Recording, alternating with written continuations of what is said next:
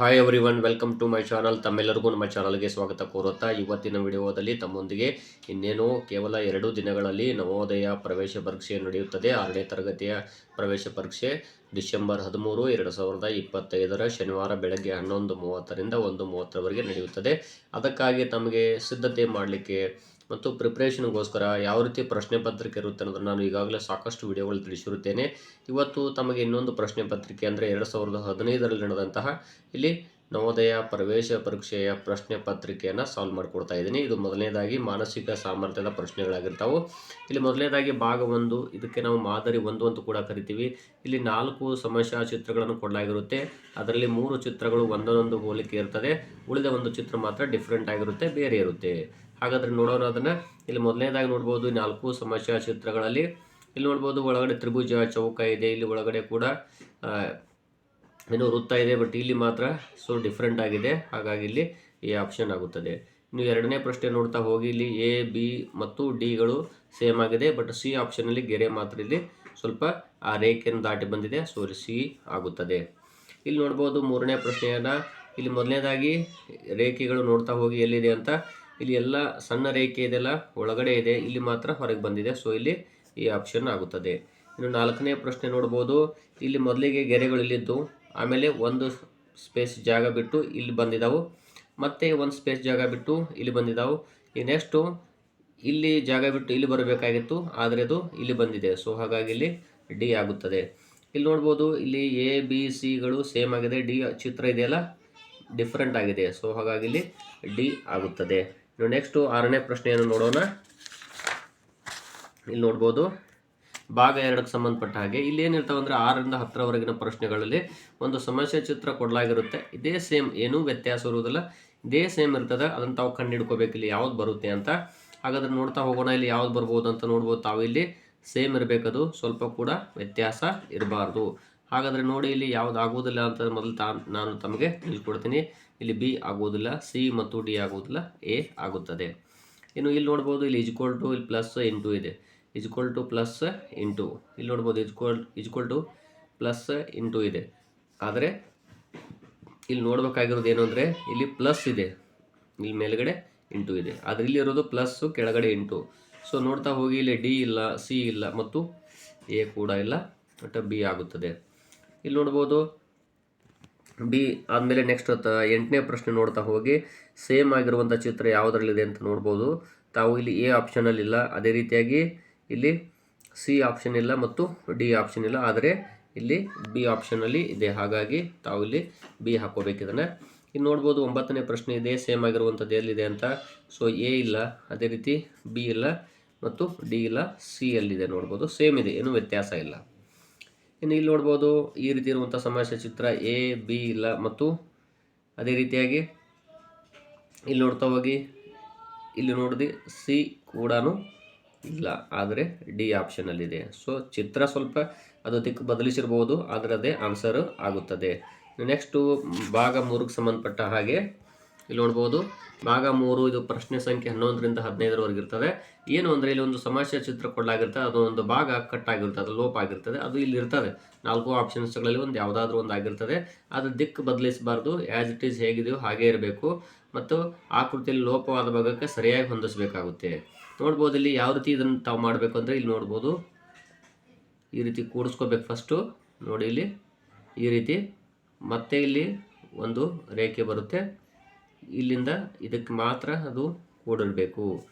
ಇಲ್ಲಿ ಯಾವುದಾಗುತ್ತೆ ನೋಡ್ತಾ ಹೋಗಿ. ಇಲ್ಲಿ ಆನ್ಸರ್ ನೋಡಿದಾಗ ಇಲ್ಲಿ ಬಿ ಆಗೋದಿಲ್ಲ, ಸಿ ಕೂಡ ಆಗೋದಿಲ್ಲ, ಡಿ ಆಗೋದಿಲ್ಲ, ಎ ಆಗುತ್ತದೆ. ಇಲ್ಲಿ ಕೂಡ ಹಾಗೇನೆ ಇಲ್ಲಿ ಒಂದು ವೃತ್ತ ಇದೆಯಲ್ಲ, ಇದನ್ನು ಕೂಡಿಸ್ಕೋಬೇಕು ತಾವು. ಇಲ್ಲಿ ಈ ರೀತಿ ಕೂಡಿಸ್ಕೊಂಡು ಇಲ್ಲೊಂದು ಪಾಯಿಂಟನ್ನು ಇಡಬೇಕು ಮತ್ತು ಇದನ್ನು ಕೂಡ ಕೂಡಿಸ್ಕೋಬೇಕು. ಅದೇ ರೀತಿಯಾಗಿ ಇಲ್ಲಿ ಅಡ್ಡ ಇತ್ತು, ಲಂಬ ಇತ್ತು, ಲಂಬ ಇದ್ದದ್ದು ಅಡ್ಡ ಬರುತ್ತದೆ. ಹಾಗಾದರೆ ಇಲ್ಲಿ ನೋಡ್ತಾ ಹೋದಾಗ ಬಿ ಮತ್ತು ಸಿ ಮತ್ತು ಡಿ ಆಗುವುದಿಲ್ಲ, ಎ ಆಗುತ್ತದೆ. ಇನ್ನು ನೆಕ್ಸ್ಟು ಇಲ್ಲಿ ನೋಡ್ಬೋದು ಏರೋ ಮಾರ್ಕ್ಗಳು ನೋಡ್ತಾ ಹೋಗಿ ಯಾವ ರೀತಿ ಬಂದಿದೆ ಅಂತ. ಇಲ್ಲಿ ಏರೋ ಮಾರ್ಕ್ ಒಂದು ಕಡೆ ಇತ್ತು, ಇದು ಅಪೋಸಿಟ್ ಬಂದಿದೆ, ಇದು ಈ ಕಡೆ, ಇದು ಈ ಕಡೆ.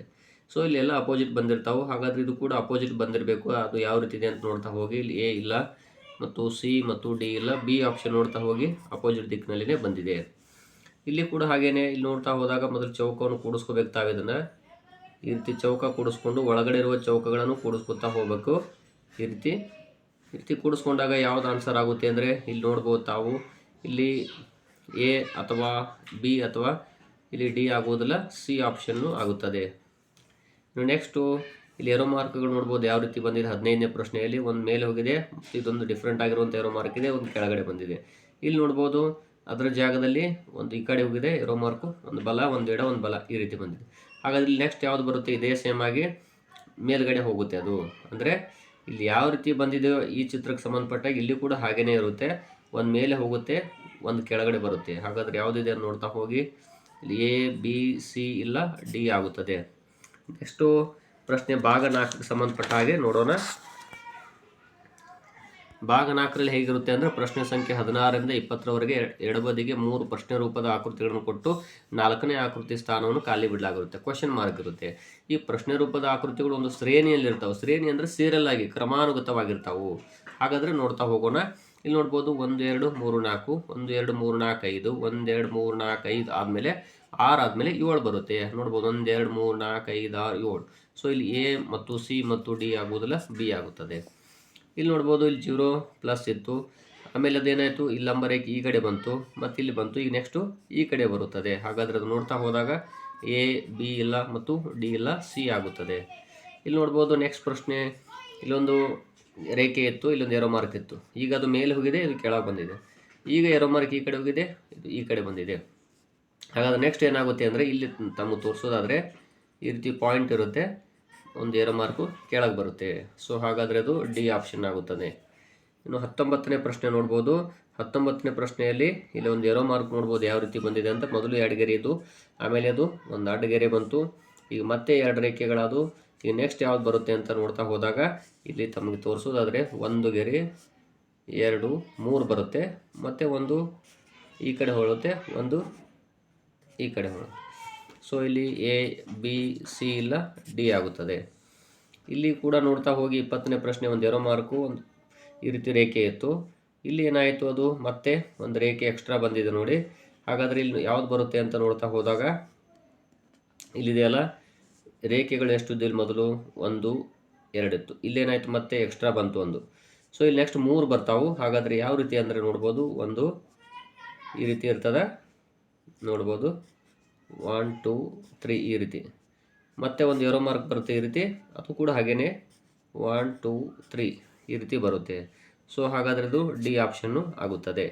ನೆಕ್ಸ್ಟ್ ಭಾಗ 5ಕ್ಕೆ ಸಂಬಂಧಪಟ್ಟ ಹಾಗೆ ಇಲ್ಲಿ ಏನಿರ್ತದೆ ಅಂದರೆ ಪ್ರಶ್ನೆ ಸಂಖ್ಯೆಗಳು 21ರಿಂದ 25ರಲ್ಲಿ 3 ಪ್ರಶ್ನೆ ರೂಪದ ಆಕೃತಿಗಳು, ಅನಂತರ 4ನೇ ಆಕೃತಿ ಸ್ಥಾನದಲ್ಲಿ ಪ್ರಶ್ನಾರ್ಥಕ ಚಿಹ್ನೆ ಕ್ವಶನ್ ಮಾರ್ಕ್ ಇರುತ್ತೆ. ಮೊದಲೆರಡು ಸಮಸ್ಯೆ ಚಿತ್ರಗಳು ಒಂದಕ್ಕೊಂದು ಹೋಲಿಕೆ ಇದ್ದರೆ ನೆಕ್ಸ್ಟ್ 3 ಮತ್ತು 4ನೇ ಚಿತ್ರಗಳು ಕೂಡ ಒಂದಕ್ಕೊಂದು ಹೋಲಿಕೆ ಇರುತ್ತವೆ ಮತ್ತು ಸಹ ಸಂಬಂಧವನ್ನು ಹೊಂದಿರುತ್ತವೆ. ಹಾಗಾದರೆ ಇದು ನೋಡೋಣ ಯಾವ ರೀತಿ ಅಂತ. ಇಲ್ಲಿ ಮೊದಲು ತ್ರಿಭುಜ ಇತ್ತು, ಇಲ್ಲಿ 3 ರೇಖೆಗಳದಾವು. ಅದೇ ರೀತಿ ಇಲ್ಲಿ ಚೌಕ ಇದೆ ನೋಡ್ಬೋದು, ಇಲ್ಲಿ ಕೂಡ ಏನಾಗುತ್ತೆ ಅದೇ ರೀತಿ 4 ರೇಖೆಗಳು ಬರ್ತಾವು. ಹಾಗಾದರೆ ಯಾವುದನ್ನು ನೋಡ್ತಾ ಹೋಗೋಣ. ಇಲ್ಲಿ ನೋಡ್ಬೋದು ಎ ಇಲ್ಲ, ಸಿ ಮತ್ತು ಡಿ ಕೂಡ ಇಲ್ಲ, ಆದರೆ ಇಲ್ಲಿ ಬಿ ಆಪ್ಷನ್ನು ಆಗುತ್ತದೆ.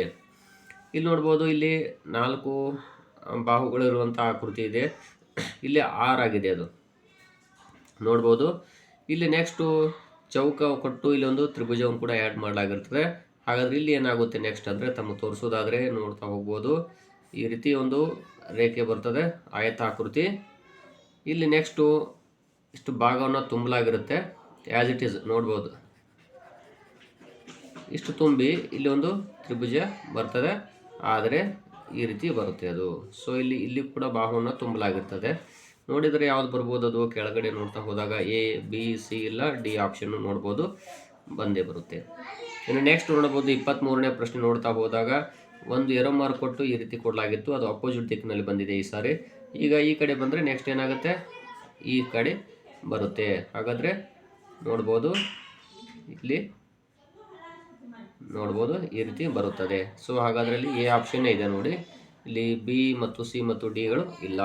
ನೆಕ್ಸ್ಟು 24ನೇ ಪ್ರಶ್ನೆ ನೋಡ್ಬೋದು, ಇಲ್ಲಿ 2 ಭಾಗ ಇದೆ. ಇಲ್ಲಿ ನೆಕ್ಸ್ಟ್ ಎಷ್ಟು ಭಾಗ ಆಗಿದೆ, ಅದು 1 2 3 4 5 6 7 8 ಆಗಿದೆ. ಇಲ್ಲಿ 4 ಇದೆ, ನೆಕ್ಸ್ಟ್ ಅದು ಕೂಡ 8 ಆಗುತ್ತೆ. ಸೊ ಎ ಇಲ್ಲ, ಬಿ ಕೂಡ ಇಲ್ಲ, ಸಿ ಕೂಡ ಇಲ್ಲ, ಬಿ ಆಪ್ಷನ್ ಆಗುತ್ತೆ, ಯಾಕಂದರೆ 8 ಭಾಗಗಳನ್ನು ಮಾಡಲಾಗಿದೆ. ಇಲ್ಲಿ ಒಂದು ವೃತ್ತದಲ್ಲಿ 8 ಭಾಗ ಮಾಡಲಾಗಿದೆ. ಇಲ್ಲಿ ಒಂದು ಚೌಕ ಅಥವಾ ಇದೊಂದು ವಜ್ರಾಕೃತಿ ಅಂತಲೂ ಕೂಡ ಕರಿಬೋದು ನಾವು, ಅಥವಾ ಒಂದು ಚೌಕನ ಅಂತ ಅಂದ್ಕೊಳ್ಳಿ. ಇದನ್ನು 8 ಭಾಗ ಮಾಡಲಾಗಿದೆ. ಇದಕ್ಕೆ ಸಂಬಂಧಪಟ್ಟಂಥ ಚಿತ್ರ ಇಲ್ಲಿರುತ್ತೆ, ಇದಕ್ಕೆ ಸಂಬಂಧಪಟ್ಟ ಚಿತ್ರ ಇಲ್ಲಿರುತ್ತದೆ. ನೀವು ನೋಡ್ಬೋದು ಇಲ್ಲಿ ಒಂದು ಎರೋ ಮಾರ್ಕ್ ಕೊಡಲಾಗಿರುತ್ತೆ, ಅದು ಅಪೋಸಿಟ್ ದಿಕ್ಕಿನಲ್ಲಿ ಬಂದಿದೆ. ಈ ಕಡೆ ಬಂದಾಗ ನೆಕ್ಸ್ಟ್ ಏನಾಯ್ತದು ನೋಡಿ, ಇಲ್ಲಿ ಎರೋ ಮಾರ್ಕ್ ಈ ಕಡೆ ಇತ್ತು, ವಾಪಸ್ ಅದು ಆ ದಿಕ್ಕಿಗೆ ಹೋಯ್ತು. ಹಾಗಾದ್ರೆ ಈಗ ಏನಾಗುತ್ತೆ ಇಲ್ಲಿ ನೋಡ್ಬೋದು, ಈ ರೀತಿ ನೋಡ್ಬೋದು, ಈ ರೀತಿ ಬರುತ್ತದೆ. ಸೊ ಅಲ್ಲಿ ನೋಡ್ತಾ ಹೋದಾಗ ಇಲ್ಲಿ ಎ ಇಲ್ಲ, ಸಿ ಇಲ್ಲ, ಡಿ ಇಲ್ಲ, ಬಿ ಆಪ್ಷನ್ನು ಆಗುತ್ತದೆ. ನೆಕ್ಸ್ಟ್ 26ನೇ ಪ್ರಶ್ನೆಯನ್ನು ನೋಡೋಣ. ಈಗ ಇನ್ನು 26ನೇ ಪ್ರಶ್ನೆ ಯಾವ್ದು ಇರ್ತದೆ ಅಂದರೆ ಭಾಗ 6ಕ್ಕೆ ಸಂಬಂಧಪಟ್ಟ ಹಾಗೆ ಪ್ರಶ್ನೆಗಳು 26ರಿಂದ 30ರವರೆಗೆ. ಇಲ್ಲಿ ಎಡಬದಿಗೆ ಒಂದು ಒಂದು ಚೌಕವನ್ನು ಕೊಡಲಾಗಿರ್ತದೆ, ಅಥವಾ ವೃತ್ತನ ಒಂದು ಅನ್ಕೋಬಹುದು. ಇಲ್ಲಿ ಚೌಕ, ವೃತ್ತ ಮತ್ತು ತ್ರಿಭುಜಗಳ ಆಕೃತಿಗಳನ್ನು ಕೊಡಲಾಗಿರ್ತದೆ. ಅದರ ಕತ್ತರಿಸಿದ ಭಾಗ ಇಲ್ಲಿ ಇರ್ತದೆ, ಅದನ್ನು ತಾವು ಕಂಡುಹಿಡಿಬೇಕು. ಇಲ್ಲಿ ಚೌಕದ ಕೊಟ್ಟಿದ್ದಾರೆ, ಈಗ ಅದನ್ನು ಹೆಂಗಂತ ತಮ್ಮ ತೋರಿಸ್ತೀನಿ ನೋಡ್ರಿ. ಈ ರೀತಿ ತಾವು ಅದನ್ನು ಕೂಡಿಸ್ಬೇಕಾಗುತ್ತೆ. ಈಗ ಇದ್ರ ಒಳಗಿರುವಂಥ ಬಾಹು ಇದೆಯಲ್ಲ, ಇಲ್ಲಿ ಯಾವುದು ಅಂತ ನೋಡ್ತಾ ಹೋಗಬೇಕು. ಸೊ ನೋಡಿ, ಇಲ್ಲಿ ಎ ಇಲ್ಲ, ಬಿ ಕೂಡ ಇಲ್ಲ, ಸಿ ಇಲ್ಲ. ಒಳಗಡೆ ನೋಡ್ತಾ ಹೋದಾಗ ಅದು ಡಿ ಆಪ್ಷನ್ ಆಗುತ್ತದೆ. ಇನ್ನು ನೆಕ್ಸ್ಟ್ ಇಲ್ಲಿ 27ನೇ ಪ್ರಶ್ನೆ ನೋಡೋಣ. ನೋಡ್ಬೋದು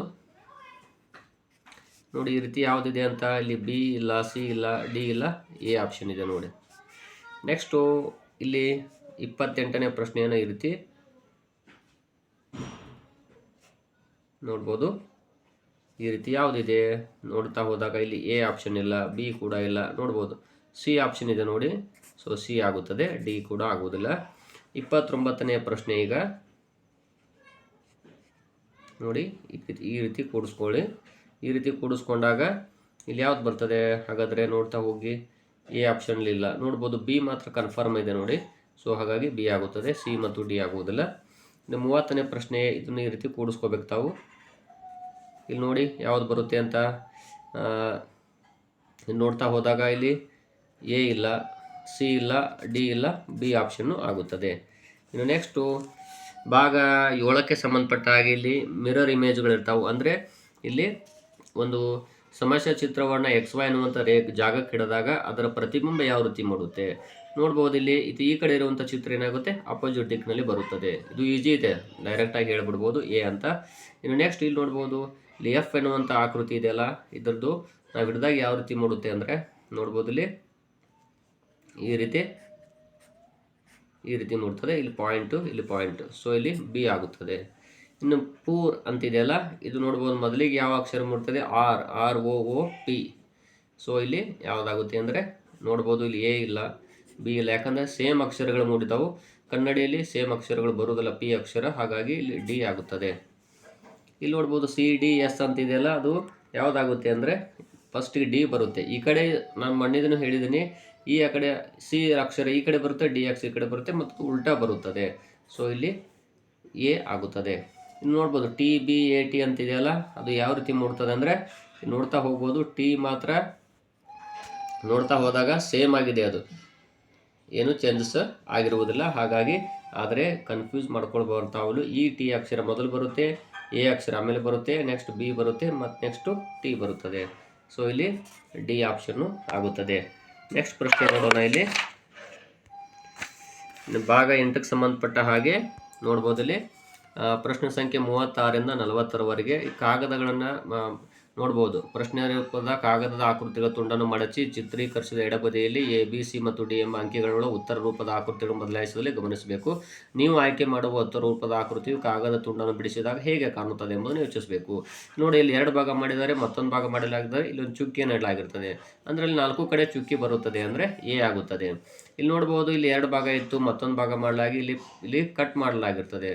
ಇಲ್ಲಿ ಕಟ್ ಮಾಡಲಾಗಿದೆ ಅಂದರೆ ನೋಡ್ತಾ ಹೋದಾಗ ಇಲ್ಲಿ ಡಿ ಆಗುವುದಿಲ್ಲ, ಮತ್ತು ಸಿ ಆಗುವುದಿಲ್ಲ, ಬಿ ಇಲ್ಲ. ನೋಡ್ತಾ ಹೋದೆ ಇಲ್ಲಿ ಎ ಆಗುತ್ತದೆ.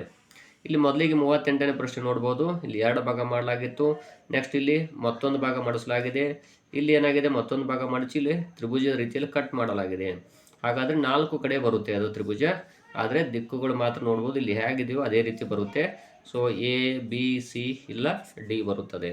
ಇನ್ನು 39ನೇ ಪ್ರಶ್ನೆ, ಇಲ್ಲಿ 2 ಭಾಗ ಮಾಡಲಾಗಿತ್ತು, ಇಲ್ಲಿ ಮತ್ತೊಂದು ಭಾಗ ಮಾಡಲಾಗಿದೆ, ಇಲ್ಲಿ ಕಟ್ ಮಾಡಲಾಗಿದೆ. ಕಟ್ ಮಾಡಿದಾಗ ಏನಾಗುತ್ತೆ, ಇಲ್ಲಿ 4 ಚೌಕಗಳು ಬರ್ತಾವೆ ಮತ್ತು ಪಾಯಿಂಟ್ಗಳು ಕೂಡ ಬರ್ತಾವೆ. ಇಲ್ಲೊಂದು ಪಾಯಿಂಟು, ಇಲ್ಲೊಂದು ಪಾಯಿಂಟು, ಇಲ್ಲೊಂದು ಬರುತ್ತೆ, ಮತ್ತು ಇಲ್ಲೆಲ್ಲ ಕಡೆಗೂ ಚೌಕಗಳು ಬರ್ತಾವೆ. ಈ ರೀತಿ ನೋಡ್ಬೋದು, ಇಲ್ಲೊಂದು ಚೌಕ ಬರುತ್ತೆ ಮತ್ತು ನಡುವೆ 4 ಚುಕ್ಕಿಗಳು ಕೂಡ ಬರ್ತವೆ. ಹಾಗೆ ಯಾವುದಂತ ನೋಡ್ತಾ ಹೋದಾಗ ಇಲ್ಲಿ ಎ ಆಪ್ಷನ್ ಇದೆಯಲ್ಲ ಆಗುತ್ತೆ, ಬಿ, ಸಿ, ಡಿಗಳು ಆಗೋದಿಲ್ಲ. 40ನೇ ಪ್ರಶ್ನೆಯಲ್ಲಿ ಮೊದಲು 2 ಭಾಗ, ನೆಕ್ಸ್ಟ್ ಇಲ್ಲೊಂದು ಭಾಗ ಮಾಡಿಸಲಾಗಿರ್ತದೆ. ಇಲ್ಲಿ 3 ಪಂಚ್ ಮಾಡಲಾಗಿರ್ತದೆ ಅಥವಾ ಹೋಲ್ ಹಾಕಲಾಗಿರ್ತದೆ. ಅದು ಹೋಲ್ ಹಾಕಿದಾಗ ಏನಾಗುತ್ತೆ ಅಂದರೆ ಎಲ್ಲ ಕಡೆಗೂ ಕೂಡ ಹೋಲ್ಗಳು ಬರ್ತವೆ. ಅಂದರೆ ನೋಡ್ಬೋದು ಇಲ್ಲಿ ಸಿ ಆಪ್ಷನ್ನು ಆಗುತ್ತದೆ.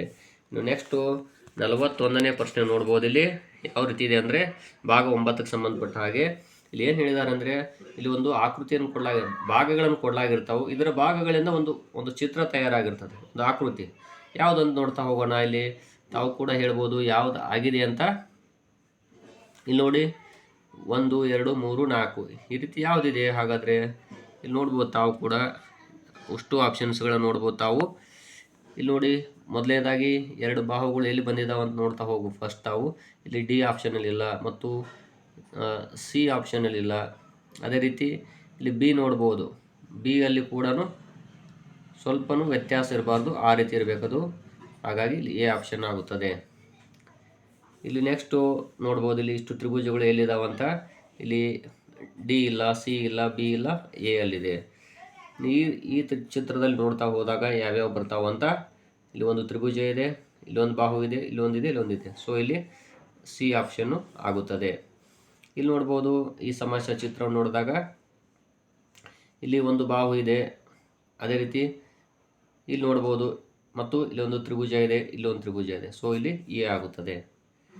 ಇಲ್ಲಿ ನೋಡಿ ತ್ರಿಭುಜ, ಚೌಕ, 2 ಸಣ್ಣ ತ್ರಿಭುಜಗಳಿವೆ. ನೋಡ್ತಾ ಹೋದಾಗ ಯಾವುದ್ಯಾವುದಾಗುತ್ತೆ ಅಂದರೆ ಚೌಕ ಇದೆ, ತ್ರಿಭುಜ ಇದೆ, 2 ಸಣ್ಣ ತ್ರಿಭುಜಗಳಿವೆ. ಸೊ ಇಲ್ಲಿ ಬಿ ಆಪ್ಷನ್ ಆಯಿತು.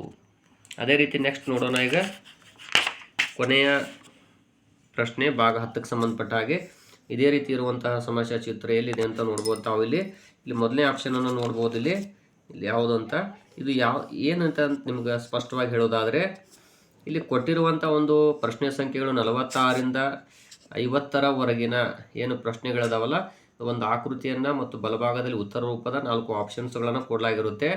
ಅಲ್ಲಿ ತಾವು ಪ್ರಶ್ನೆ ರೂಪದ ಆಕೃತಿಯಲ್ಲಿ ಅಡಗಿರುವಂತಹ ಅಥವಾ ಹುದುಗಿರುವ ಉತ್ತರ ರೂಪದ ಆಕೃತಿಯನ್ನು ತಾವು ಇಲ್ಲಿ ಕಂಡುಹಿಡಿಬೇಕಾಗುತ್ತದೆ. ಅಂದರೆ ಅದರ ಭಾಗ ಯಾವುದರಲ್ಲಿದೆ ಅಂತ ನೋಡಬೇಕು.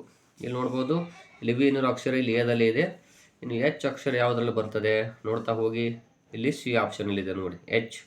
ನೆಕ್ಸ್ಟು ಈ ರೀತಿಯ ಆಕೃತಿ ಯಾವುದರಲ್ಲಿದೆ ನೋಡ್ಬೋದು. ಇಲ್ಲಿ ಯಾವುದ್ರಲ್ಲಿ ಬರ್ತದೆ. ಹಾಗಾದರೆ ಇಲ್ಲಿ ಎ ಆಪ್ಷನಲ್ಲಿಲ್ಲ ಮತ್ತು ನೋಡ್ಬೋದು ಇಲ್ಲಿ ಬಿ ಆಪ್ಷನ್ ಇದೆ. ನೋಡ್ತಾ ಹೋಗಿ ಬಿ ಅಲ್ಲಿ ಕೂಡ ಇಲ್ಲ. ನೆಕ್ಸ್ಟು ಸಿ ಅದಲ್ಲಿದೆ. ಇನ್ನು ಈ ರೀತಿ ಇರುವಂಥ ಚಿತ್ರ ಯಾವುದರಲ್ಲಿದೆ ನೋಡ್ತಾ ಹೋಗಿ. ಇಲ್ಲಿ ಎ ಅಥವಾ ಇಲ್ಲ ಬಿ ಆಪ್ಷನಲ್ಲಿ ಇದೆ. ಇನ್ನು 50ನೇ ಪ್ರಶ್ನೆ ಈ ರೀತಿ ಯಾವುದರಲ್ಲಿದೆ ಅಂದರೆ ಇಲ್ಲಿ ನೋಡ್ಬೋದು ಬಿ ಆಪ್ಷನಲ್ಲಿ ಇದೆ. ಈ ರೀತಿಯಾಗಿರುವಂಥ ಪ್ರಶ್ನೆಯ ಚಿತ್ರಗಳು ನವೋದಯ ಪ್ರವೇಶ ಪರೀಕ್ಷೆಯಲ್ಲಿ ಕೇಳಲಾಗುತ್ತದೆ.